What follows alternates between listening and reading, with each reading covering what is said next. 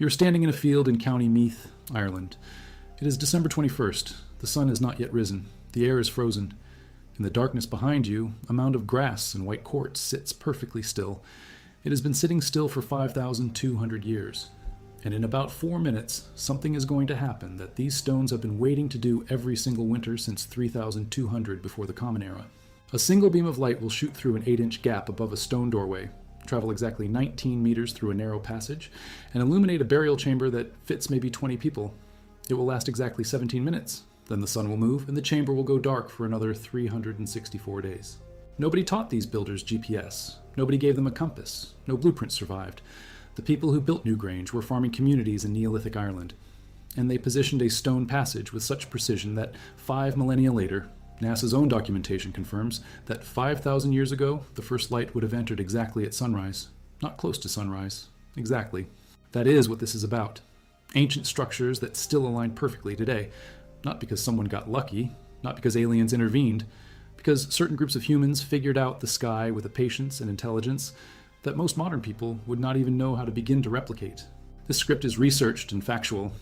Primary sources include the peer-reviewed paper published in Nature by Cambridge Egyptologist Kate Spence in November 2000 titled Ancient Egyptian Chronology and the Astronomical Orientation of Pyramids, which appeared in volume 408 of Nature, pages 320 through 324.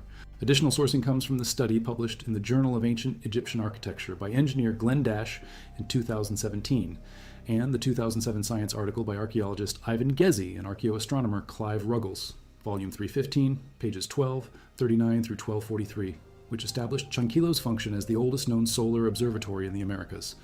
These are not general reference sites. These are peer-reviewed publications. Now back to the information. If you value documented ancient history and precision archaeology like this, subscribe. It is the best way to support our work. And comment from which city you are hearing this. We want to know where this reaches. Newgrange was built around 3,200 before the Common Era. That makes it roughly 600 years older than Stonehenge's Stone Circle, 600 years older than the Great Pyramid. It is one of the oldest standing constructions on Earth. The mound itself is kidney-shaped, approximately 280 feet across, 40 feet high, and retained at its base by 97 large curbstones. The entire structure contains an estimated 200,000 tons of stone and earth. The material was moved without wheels, without iron, and without the concept of writing. But the roof box is the thing that breaks your brain every time you think about it properly. Consider the logistics first. The builders of Newgrange had to survey the landscape while the monument did not yet exist.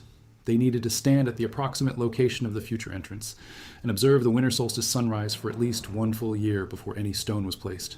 They needed to record the exact direction from which the light came. They then needed to construct the passage at precisely that angle. And they needed to build the roof box, the small aperture above the main entrance, at a slightly different angle than the passage itself because the sun was not yet fully risen when the first ray entered the box. The roof box intercepts the light at a higher elevation angle than the main entrance would catch it. The builders understood the difference between the horizon position of the sun and the altitude of the sun at the moment the beam would align with their passage, and they built accordingly. Above the entrance to Newgrange, the builders left a deliberate rectangular gap, roughly 8 inches tall and 3 feet wide. This is not a crack or a structural failure. It is a precisely engineered aperture. It catches exactly one thing, on exactly one set of mornings per year, the winter solstice sunrise at the specific azimuth angle at which that sun rises from this exact location on this exact planet. The shaft of light enters the gap, travels the 19-meter passage, and floods the cruciform burial chamber at the far end. Professor Michael O'Kelly of University College, Cork, first witnessed this modern rediscovery on December 21, 1967, after excavating the site from 1962 to 1975.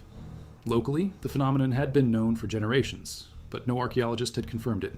O'Kelly confirmed it. The corbelled roof above that chamber is another masterpiece of engineering that archaeologists still study. Stones stacked in overlapping layers, each slightly overhanging the one below, converging at the top without a single drop of mortar. That roof has remained perfectly watertight for 5,000 years. No leaks, no collapse. And because of that roof's angles and the passage's orientation, the light enters annually and illuminates the chamber floor, landing on the carved spiral motifs that the builders decorated the stones with. A 2024 research report commissioned by Ireland's National Monument Service documented the solstice illumination using high-resolution photography and video. The report's findings, published by Ireland's National Monument Service, underscored that the precision is not approximation. The builders of Newgrange knew where the sun would be on the shortest morning of the year. They built a stone instrument to catch it, and it still catches it. Now, go to Wiltshire, England, Salisbury Plain. Around 2500 before the Common Era, a group of people began assembling the iconic stone phase of Stonehenge that visitors see today. But the monument itself began as an earthwork around 3700 before the Common Era, a full 1500 years before the sarsen stones arrived. The sarsen stones are what get your attention. 30 massive blocks of Silcrete sandstone, each weighing an average of 25 tons, the largest weighing 30 tons, the heel stone. These were not found at Stonehenge. They were quarried from a specific area in West Woods on the Marlborough Downs, approximately 20 miles north of the site. A 2020 geochemical study led by David Nash and colleagues published in Science Advances used portable X-ray fluorescence analysis on 52 sarsen stones at Stonehenge and matched 50 of them to West Woods with high confidence. 2 stones, numbered 26 and 160, showed a different chemical profile, suggesting they came from elsewhere, perhaps another location within the Marlborough Downs. Getting 25-ton stones 20 miles without wheels on oak sledges required a wooden track to prevent the sledges from sinking into soft ground. Archaeologist Mike Pitts, in his 2023 book, How to Build Stonehenge, calculated that the total ton miles for the sarsen stones alone reached approximately 25,000. The bluestones from Wales added between 35,000 and 40,000 ton miles. Those smaller stones, weighing between 2 and 4 tons each, came from the Preseli Hills in southwestern Wales, a journey archaeologists estimate at around 220 miles. But move the stones you could. Align them precisely to the sky at the same time. That is the harder problem.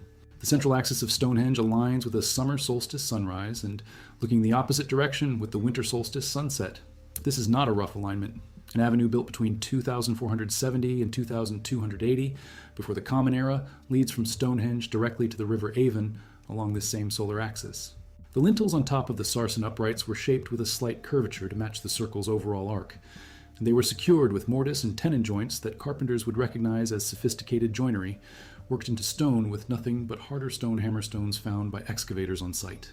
Stonehenge is aligned to both solstices and lunar standstills. The moon has an 18.6-year cycle during which its rising and setting points shift to their most extreme positions north and south. Stonehenge's outer ring of 56 Aubrey holes, the chalk pits that form the monument's oldest phase, may have served as a counter for this lunar cycle, a possibility that archaeoastronomer Gerald Hawkins proposed in 1965, after publishing his analysis in Nature. That paper sparked the academic field of archaeoastronomy and has been debated and refined in the decades since. The wider Stonehenge landscape tells an equally complex story.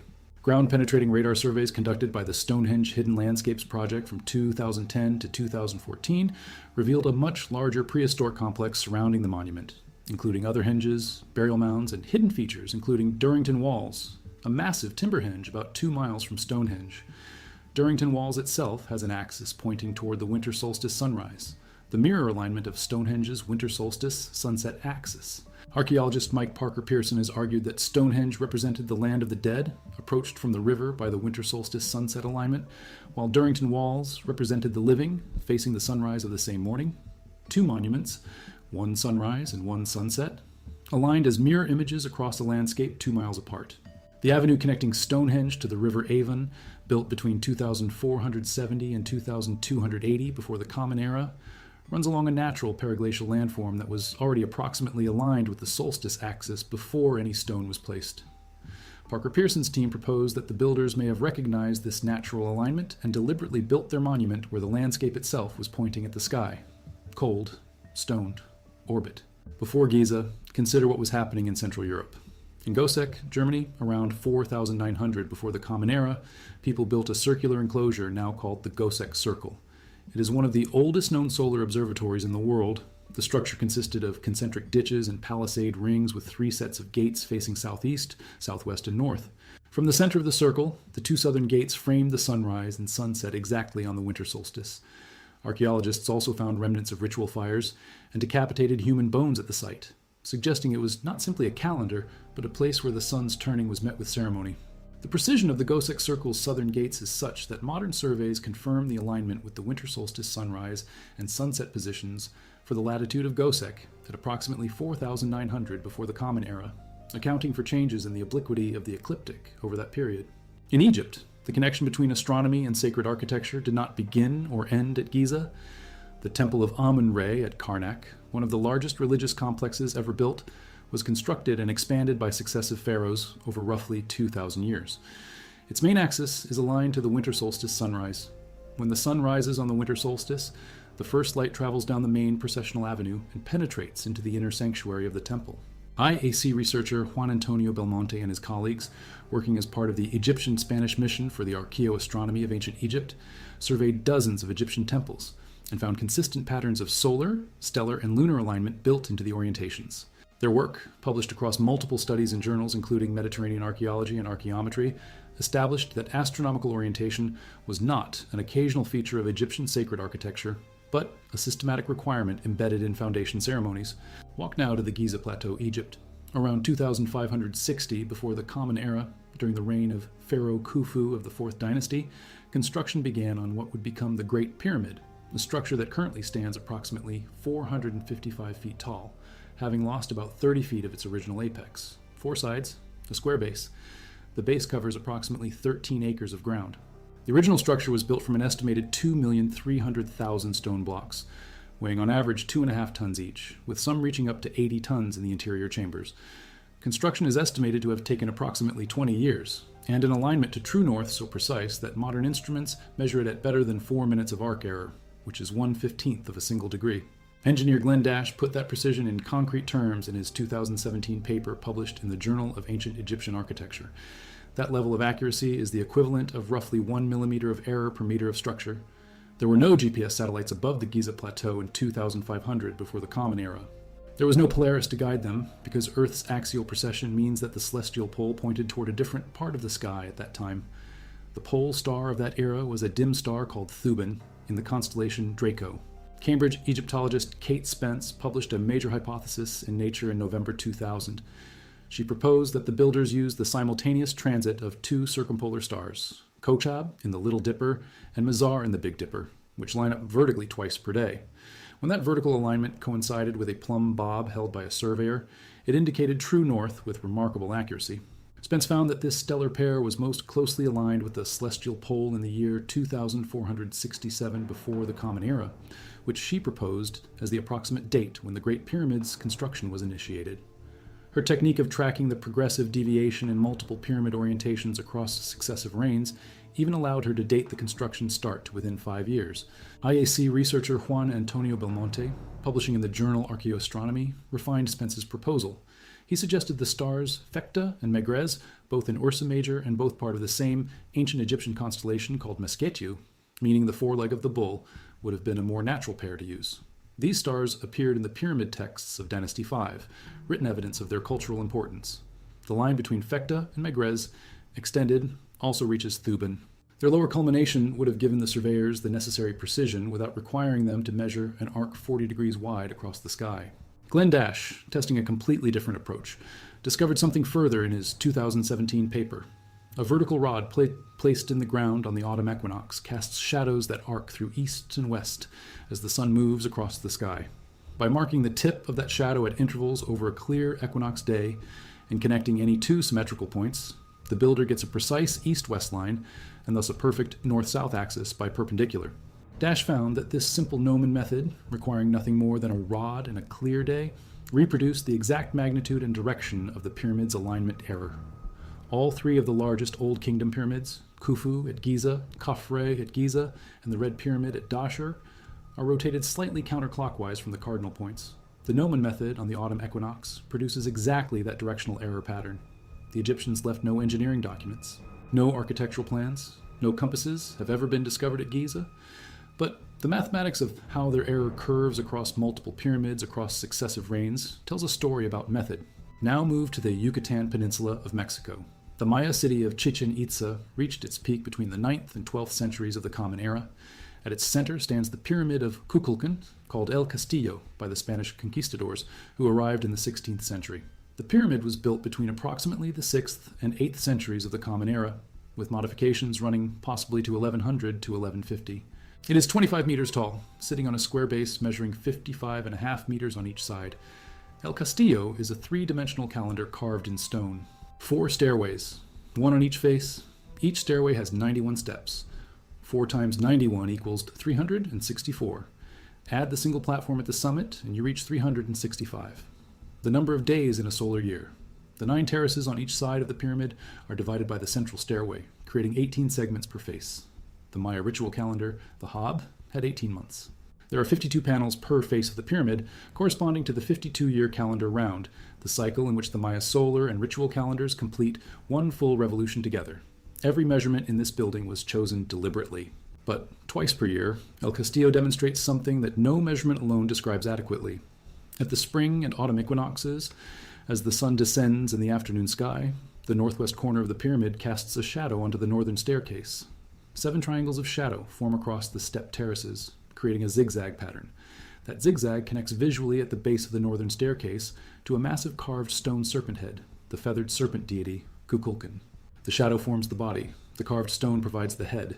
For approximately 45 minutes, Kukulkan appears to descend from the summit of the pyramid to the earth. From a pure engineering standpoint, this required the builders to calculate the exact angle of the sun at the equinox afternoon, the exact geometry of each step terrace, and the precise positioning of the serpent head at the base, so that shadow body and carved stone head connected at the correct moment.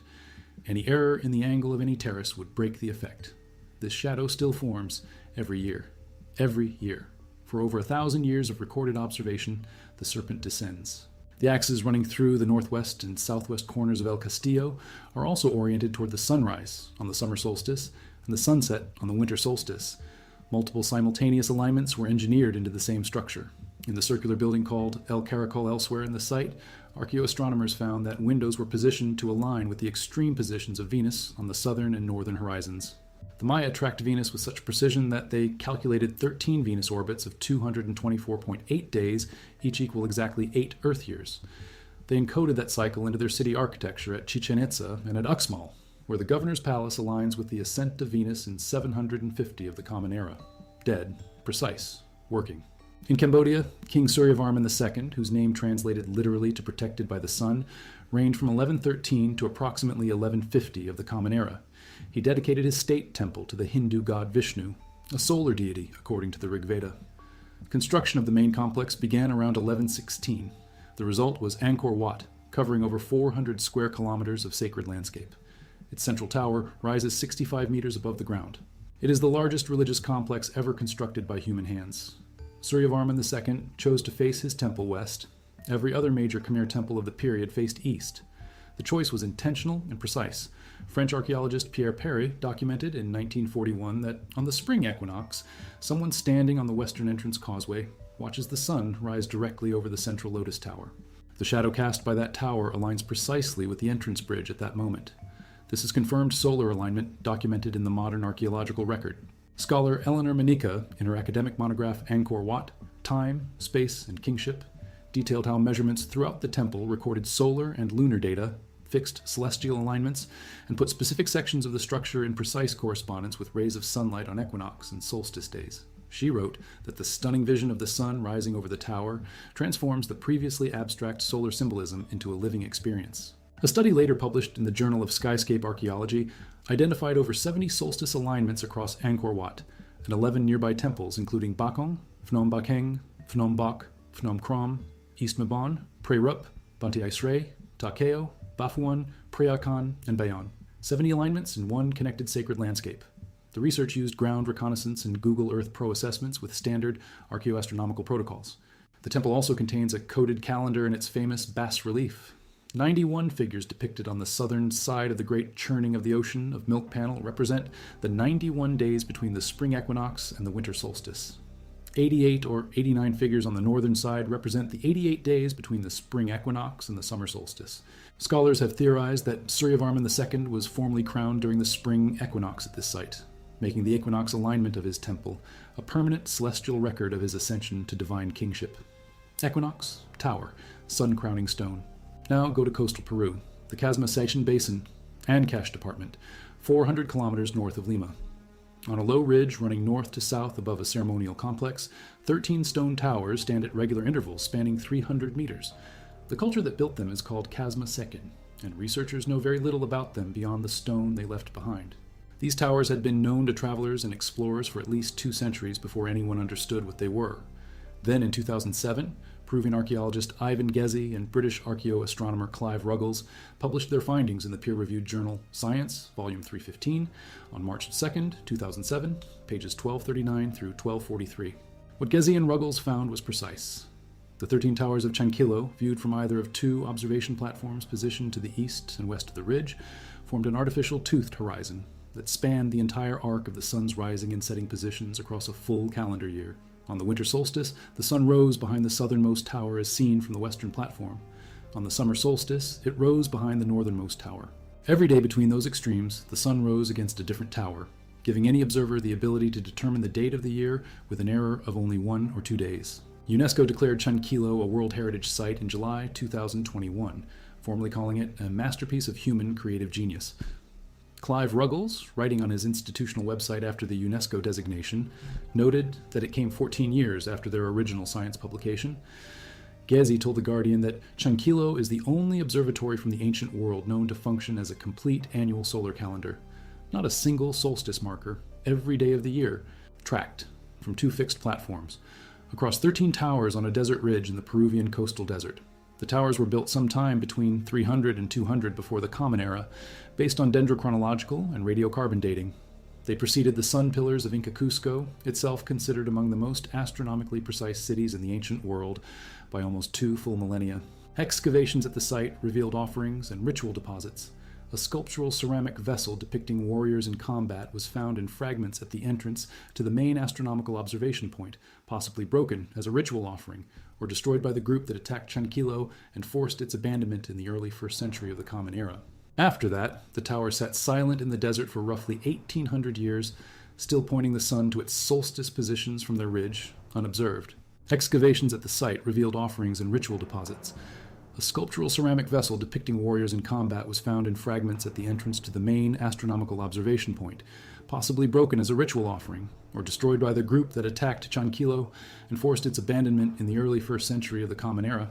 After that, the tower sat silent in the desert for roughly 1,800 years, still pointing the sun to its solstice positions from their ridge, unobserved. While Chanquillo is the earliest known solar observatory in the Americas, it is not alone in Andean astronomical tradition. Higher up in the Andes, at the Inca site of Machu Picchu, a large stone called the Intihuatana sits at the highest point of the complex. The word means place to tie up the sun in Quechua. The stone is positioned so that each corner aligns with one of the 4 cardinal points, north, south, east, and west. And at exactly noon on both the spring and autumn equinoxes, the sun stands directly above the stone. The shadow disappears entirely. For a few minutes at noon on those 2 days each year, the stone casts no shadow at all. The Inca called this moment when the sun has no shadow. They called the stone the hitching post of the sun. Researchers from Stanford University's Solar Center and others have confirmed this alignment is exact, not approximate, calibrated to the specific latitude of Machu Picchu, which sits at 13 degrees and 9 minutes south. Further south, in the Nubian desert at Nabta Playa in southern Egypt, archaeologists have found circular stone arrangements dating to roughly 6,500 before the Common Era, predating Stonehenge by 3,000 years. These stones appear to mark the summer solstice sunrise at the latitude of Nabta Playa. Researcher J. McKim Malville and colleagues published their findings in Nature in April 1998. The people who built the Nabta Playa stones were nomadic pastoralists responding to the seasonal cycle of rains in the eastern Sahara. They needed to know when the summer monsoons would come. They built stone alignments to track it. Nomadic people, with no cities and no writing, building astronomical instruments. Now step back and hold all 5 sites in your mind simultaneously. Newgrange in Ireland at 3,200 before the Common Era. Stonehenge in England at 2,500 before the Common Era. The Great Pyramid of Giza at 2,560 before the Common Era. Chanquillo in Peru at approximately 300 before the Common Era. Angkor Wat in Cambodia beginning in 1116 of the Common Era. 5 different cultures, 5 different continents, 5 different centuries, and each one solved the same problem with precision that modern instruments confirm is real. How do you orient a permanent stone construction to a moving celestial body using only patient observation and accumulated sky knowledge? The field that studies this is called archaeoastronomy, a term coined in the 1970s for the interdisciplinary combination of archaeology, astronomy, and anthropology. Modern archaeoastronomers use computer software to reconstruct ancient skies, satellite imagery to verify alignments, ground-penetrating radar to find buried features, and dendrochronology to date construction. The methods are rigorous. The alignments, when confirmed, are not coincidence. To be specific about what these builders actually knew and demonstrated through their work. The people who constructed Newgrange knew that the sun's rising point shifts north and south across the horizon through the year, reaching its southernmost extreme on the winter solstice. They calculated the specific azimuth angle of that sunrise at their location. They calculated the angle of incidence needed for a beam to enter their 8-inch aperture and travel 19 meters to the back of their passage. They then quarried, transported, and stacked 200,000 tons of stone and earth to build the mound around that passage. And they built it so precisely that NASA's documentation of precession corrections confirms that 5,000 years ago, the light entered exactly at sunrise. Today, because of Earth's slow axial wobble across millennia, the light enters about 4 minutes after sunrise. The wobble is measured. The original precision is confirmed. The builders of the Great Pyramid reduced their alignment error to 3.4 arc minutes on true north. Of 60 total arc minutes in a single degree, they were off by 3.4. They achieved this with ropes, plumb bobs, rods, and stars. No iron tools, no writing to record their method. The method has to be reconstructed today from the pattern of errors across multiple pyramids across multiple reigns. The Maya who built El Castillo at Chichen Itza knew the exact geometry of an equinox afternoon shadow.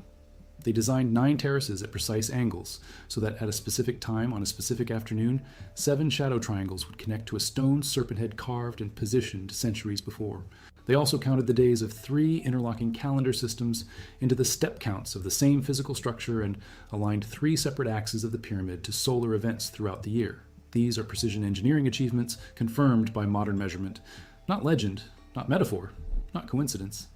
If you value this kind of documented ancient history, subscribe. Comment where you're hearing this from. Every person who subscribes keeps this research coming.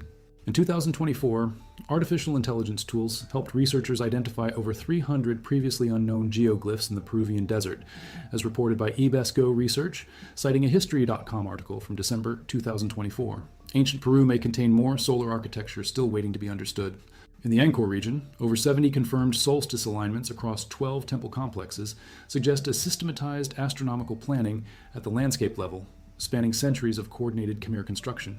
The 2024 Newgrange Winter Solstice Research Report, commissioned by Ireland's National Monument Service, documented the annual phenomenon with state-of-the-art equipment, the ongoing geochemical debate about Stonehenge's sarsen sources, with studies from 2020, 2024, and 2025 actively challenging and refining each other, confirms that even the oldest well-known sites continue to yield new data. And here is what the accumulated picture tells us about the people who did all of this. They watched the horizon every morning for years before breaking ground. They made marks on cave walls, on bones, on stone surfaces. They kept counts across seasons. They shared the knowledge between generations without writing. They understood that the sun's rising point shifts gradually north after the winter solstice and gradually south after the summer solstice, and that this shift is completely regular and predictable to within the margin of a day or two. They understood that if you find 2 points on the horizon where the sun stands at its extreme north and south, the midpoint between them is due east. They understood precession in a practical sense, knowing that their horizon markers needed to be calibrated to their specific latitude at their specific time in history, even if they had no mathematical language to describe the mechanism. They understood that celestial bodies have cycles that return, and that if you observe long enough, any recurrence can be predicted. The complexity of the Mayan Venus tracking shows this accumulation clearly. 13 Venus orbits of 224.8 days each equal 8 Earth years within an error of 2 hours. The Maya knew this. They tracked it across generations of priests, making observations from fixed points and recording the positions. The Caracol Observatory at Chichen Itza, with its windows positioned to catch Venus at its extreme horizon positions, was the accumulation of those generations of records made physical in stone. Observation came first, architecture came later. The building encoded the knowledge so it would not be lost. The Great Pyramid's shafts, running from the burial chambers at angles through the body of the pyramid toward the sky, point at specific stars. The northern shaft of the King's Chamber points toward Thuban, the pole star of that era.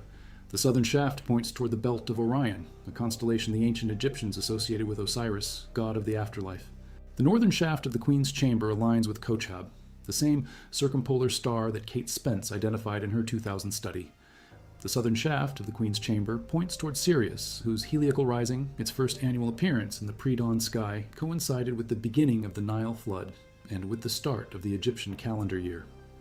The Great Pyramid is not just aligned to cardinal directions. It is oriented simultaneously to the pole, to the most prominent marker of the calendar year, and to the mythological gateway of the afterlife. multiple systems, one structure. And then they built things heavy enough to last until someone much later could confirm that they were right. Here is the late reveal that reframes everything. In Ireland, the myths that were written down in medieval manuscripts about the Boyne Valley, over 3,000 years after Newgrange was built, say that the site is called Brú na Boine, the mansion of the Boyne. The chief god of the mythological Tuatha De Danann was said to dwell there. Scholar John Carey, expert in Irish mythology at University College Cork, has pointed out that the tales of Brú na Boine are unique in Irish mythology. They are the only Irish legends in which a sacred site is explicitly linked to the control of time. The only ones. From among all the sacred places in the Irish mythological tradition, the one linked to time is the one where the builders of the mound built a 19-meter passage aligned to the sun's extreme winter position, so that for 17 minutes on the darkest morning of the year, the inner chamber fills with gold. The Irish word for solstice is Grianstad. It means sun stand still. The structure still works, the sun still enters, the chamber still fills, the same way it did the first morning after the last stone was placed, sometime around 3,200 before the Common Era. They built it to last long enough for the sky to keep its appointment. It has.